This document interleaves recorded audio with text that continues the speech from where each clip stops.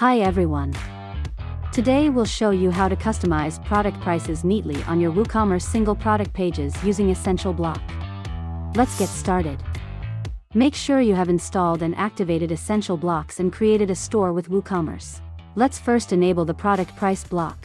Go to your Essential Blocks dashboard, then Blocks, find the product price block and toggle it on to enable. Navigate to Appearance then Editor, select Templates then WooCommerce and then choose Single Product Template. Click the plus icon where you want to add the block, search for the product price block, and insert it. Now, let's customize the block. From the General tab settings, you can choose the product sale price position. Toggle on to show the price prefix and its type also shows the suffix. Moving on to the Style tab. For the regular price, choose a different color and select a color for the sale price, also change the suffix color.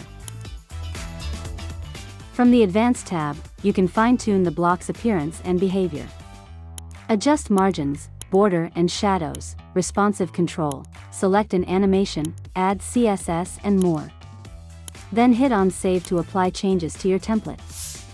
Let's preview how your customized product price will be displayed. That's how easy it is to design product prices using Essential Blocks. Thanks for watching. Subscribe to watch more tutorials like this.